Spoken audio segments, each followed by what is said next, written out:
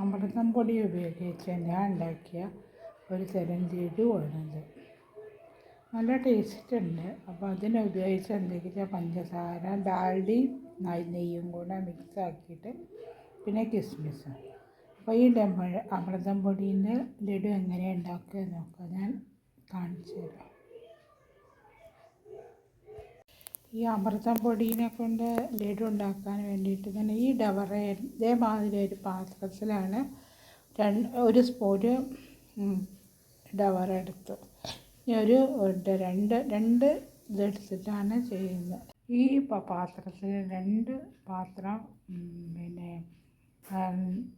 അമൃതം പൊടിയാണ് എടുത്തത്. അപ്പോൾ ഞാൻ ഇതേ അളവിലുള്ള പാത്രത്തിൽ 2 കപ്പ് വേണ്ട, 1 കപ്പും 1/2 കപ്പും കൂടെ പഞ്ചസാര എടുത്തിട്ട് മിക്സീൻ്റെ വലിയ ജാറിൽ ഇട്ട് കൊടുക്കുക.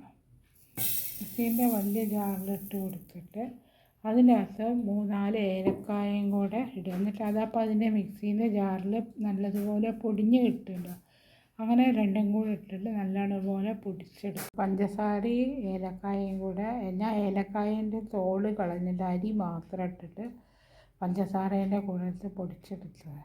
ഈ പഞ്ചസാര ഇതേമാതിരി പൊടിച്ചെടുത്തിട്ട് നേരത്തെ നമ്മളെടുത്ത് വെച്ച ഇതുണ്ടല്ലോ അമൃതം പൊടി, അതിലേക്ക് ഇതിട്ട് കൊടുക്കുക.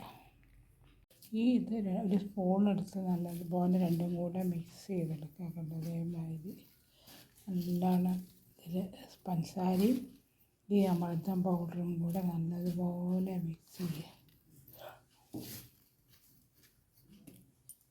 ഇതേമാതിരി ഒരു പാത്രം അടുപ്പത്ത് വെച്ച് ചൂടാക്കുക. ഇതിലേക്ക് ഡാൽഡയും നെയ്യും 2ഉം കൂടെ പകുതിയും മിക്സ് ചെയ്തിട്ട് ആ പാത്രത്തിലേക്ക് ചൂടായ പാത്രത്തിലേക്ക് അതേമാതിരി ഇതിനകത്ത് ഞാൻ കുറച്ച് കിസ്മിസ് ഇട്ട് ചൂടാക്കി എടുക്കുന്നുണ്ട്. കിസ്മിസ് ചൂടായി വരുന്ന സമയത്ത് വറുത്ത് കോരി മാറ്റി വയ്ക്കും. ഇത് സൺഫ്ലവർ ഓയിൽ ഇതിന് പറ്റില്ല കേട്ടോ. നെയ്യും ഡാൽഡയും കൂടെ മിക്സാക്കിയാൽ ഇതിൻ്റെ ഈ ശരിയായ ടേസ്റ്റ് കിട്ടും. ഇത് നമുക്കൊരു കാര്യം, ഇത് വറുത്ത് കോരി വയ്ക്കാം. ചൂടായ ഈ നെയ്യും ഡാൽഡേൻ്റെ അകത്തേക്ക് നമുക്ക് ആ അമൃതം പൊടിയും പൗഡറും പഞ്ചസാരയും കൂടെ മിക്സ് ചെയ്ത് ഇട്ട് കൊടുക്കാം. അതിലേക്ക് ഞാനിത് ഇട്ട് കൊടുത്തു. ഈ തീ ഏറ്റവും ലോ ഫ്ലെയിമിൽ വെക്കണം. എന്താ കാരണം വെച്ചാൽ കൂടിക്കഴിഞ്ഞാൽ അത് കരിഞ്ഞ് നാശമാവും. ഇതുകൊണ്ട് നല്ലതുപോലെ ഇളക്കി കൊടുത്തത് ഇത് ഇവിടെ അങ്ങനെ മിക്സ് ആവത്തക്ക വിധത്തിൽ നല്ല ഇളക്കി ഇതിനോട് കൂടി കോഴി ഡാൽഡയും ഇതും കൂടെ കൂട്ടി യോജിപ്പിച്ച് കൊടുക്കുക. ഞാൻ ഒറ്റയ്ക്ക് വീഡിയോ എടുക്കുന്നതിനെ കൊണ്ടുള്ള ബുദ്ധിമുട്ടാണ്. അപ്പോൾ ഇതിങ്ങനെ നല്ലതുപോലെ ഇളക്കി മിക്സാക്കി യോജിപ്പിച്ചതിന് ശേഷം ഏറ്റവും ലോ ഫ്ലെയിമിൽ വെക്കണം, അല്ലെങ്കിൽ ഇതൊക്കെ കൂടെ ഇതായിപ്പോവും. ഇതേ പരിവാവുന്ന സമയത്ത് തീ ഓഫാക്കുക. തീ ഓഫാക്കി കഴിഞ്ഞിട്ട് ഭയങ്കര ചൂടാണത്.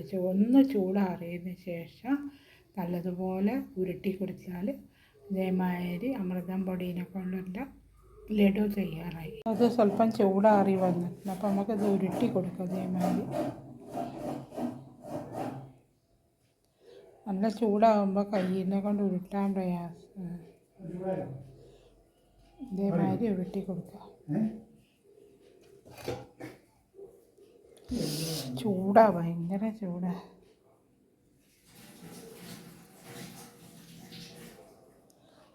ഇതേമാതിരി ഉരുട്ടി എടുക്കുക.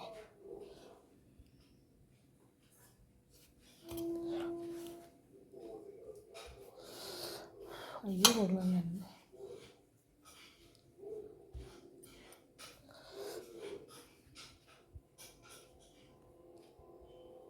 ഇതേമാതിരി ഉരുട്ടിയെടുക്കുക. ലഡു ഇവിടെ തയ്യാറായി. ഈ ലഡു കാണാൻ അതേമാതിരി ഉണ്ടാവും.